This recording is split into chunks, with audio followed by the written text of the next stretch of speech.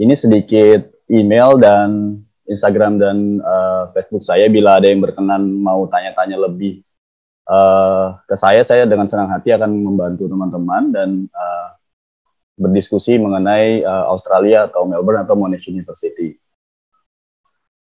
Baiklah, jadi begitu kita sharing, hal yang pertama ditanya itu pasti kenapa Australia, kenapa Melbourne gitu. Begitu juga sewaktu kita apply di kampus, di LPDP maksud saya, kita juga akan ditanyakan kenapa memilih Australia. Oke, sebentar. Nah, jadi kalau ditanya kenapa Australia, yang pertama terlintas di pikiran saya itu karena coursework. Seperti yang tadi itu dia sudah sampaikan, ada cara kuliah di Australia yang menggunakan coursework. Artinya kita bisa menyelesaikan studi tanpa harus membuat tesis atau non-tesis. Sehingga kita cukup menyelesaikan kuliah dasar, kuliah pilihan, dan spesialisasi.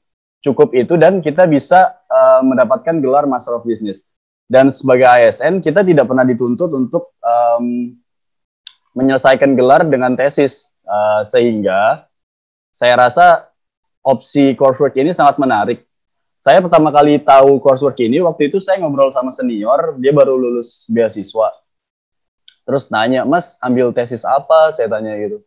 Nggak ambil tesis, kaget saya. Kok bisa gitu kan? Ambil master tanpa membuat tesis. Ternyata dia menginfokan mengenai coursework ini, dan ini membuat saya tertarik untuk berkuliah di Australia. Ini course map yang saya ambil waktu itu, Master of Business. Jadi selama 2 tahun, selama 4 semester, kita hanya mengambil unit-unit, tidak membuat tesis. Jadi kita hanya mengambil unit-unit, belajar dari unit, menyelesaikan seluruh unit mata kuliah yang harus kita lakukan. Ini seperti yang dilihat, dari mata kuliah dasar hingga mata kuliah yang spesialisasi yang kita punya. Ini sedikit sharing, salah satu unit yang menarik menurut saya waktu saya kuliah di Monash. Jadi yang kita hadapi tidak hanya melulu mengenai tidak hanya melulu mengenai menulis esai atau hal seperti itu, tapi kita juga ada unit yang project seperti ini. Ini sangat menyenangkan. Unitnya namanya Design Thinking for Business. Jadi bahkan di kelas kita membuat semacam seperti kerajinan tangan, membuat dompet untuk kawan saya itu dengan kertas yang disediakan oleh dosen. Bagaimana memenuhi keinginan konsumen dan berpikir secara bisnis. Di foto yang satu lagi, ini saya dan teman-teman saya mempresentasikan suatu produk yang belum ada di pasaran dan membuatnya semenarik mungkin dan bisa dipasarkan dan menarik konsumen. Jadi ini unit yang sangat menarik menurut saya. Jadi kita tidak hanya harus melulu bertemu dengan menulis, tapi di Monash ini kita ada juga yang project-project seperti ini. Selanjutnya, selain mengenai coursework tadi, mengenai pendidikan, kenapa menarik Australia? Karena seperti yang tadi dibilang tadi, kita bisa menghubungi education agent yang bisa membantu kita mendapatkan LOA, Letter of Acceptance. Jadi dengan mudahnya kita bisa mendapatkan ini, dan mereka akan membantu dan kebanyakan tanpa biaya dari proses awal sampai dengan nanti kita diterima dan menjelang masuk sampai mengurus OSHC, mereka akan bantu. Jadi Australia menarik karena teman-teman tidak perlu bingung bagaimana cara apply dan yang lainnya, bisa berkonsultasi dengan education agent. Oke. Selanjutnya, alasan selanjutnya adalah mengenai geografis. Gak jauh beda sama yang tadi dibilang tadi, bahwa alasan geografis, jarak, ini juga menjadi pertimbangan saya waktu itu dalam memilih Australia. Jadi jarak Indonesia dan Australia tuh kalau Melbourne ada direct flight, dia hanya 6 jam penerbangan menggunakan Garuda. Jadi menurut saya itu sangat nyaman karena dalam waktu 6 jam kita bisa kembali ke Indonesia dan cukup dekat. Karena saya di tahun pertama waktu itu Lebaran pertama saya pulang mudik, ya homesick gitu kan. Jadi dalam 6 bulan saya udah pulang. Dan ini bisa ditempuh dalam 6 jam perjalanan.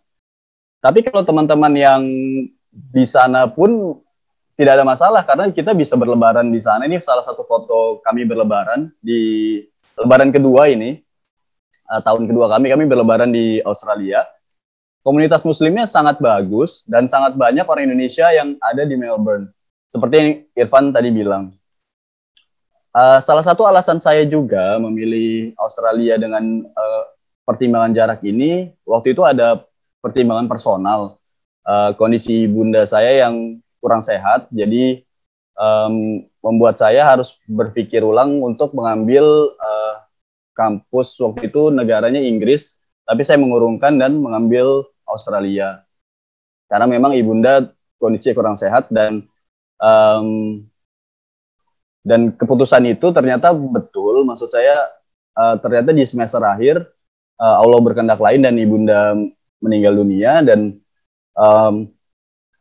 karena jarak yang 6 jam itu saya masih bisa menggenggam tangan ibunda saya untuk saat yang terakhir kalinya, yang mungkin nggak bisa saya dapatkan kalau misalkan saya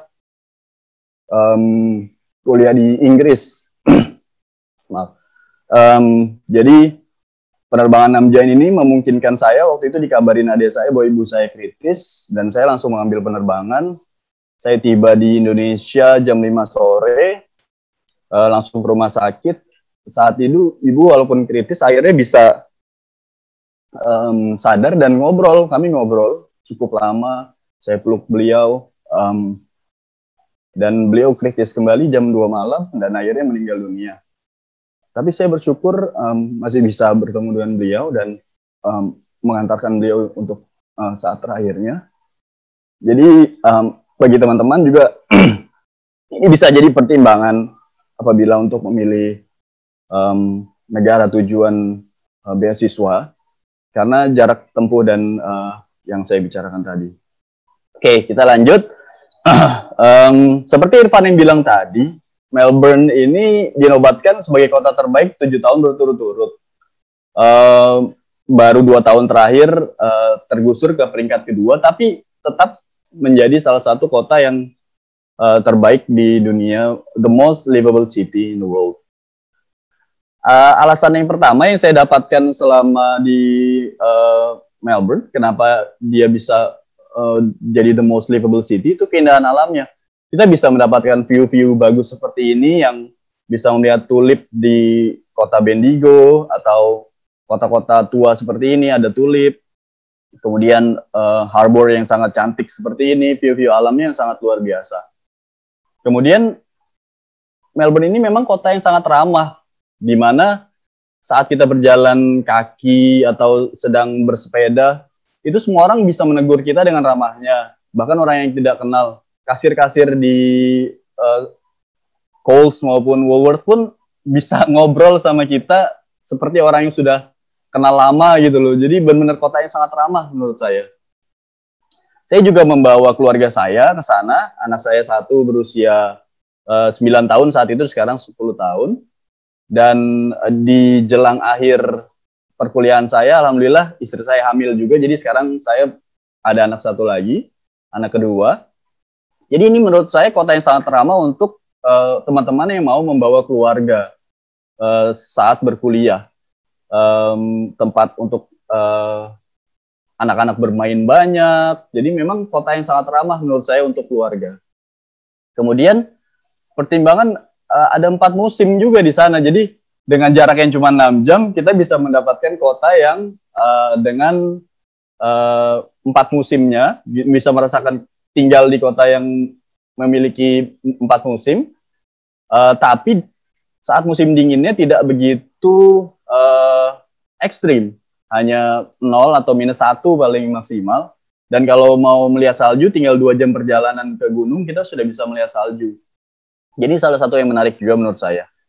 Kemudian, selain itu, yang paling penting dari semuanya adalah kualitas pendidikannya. Kualitas pendidikan di Australia setara dengan negara-negara maju lainnya.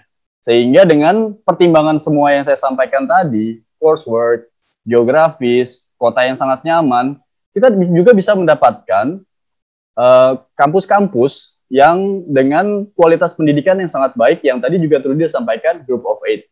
Group of Eight ini 8 universitas terbaik di Australia dan tersebar di beberapa kota. Jadi teman-teman bisa memilih kota yang paling sesuai menurut teman-teman dan memilih kampus dari Group of Eight ini.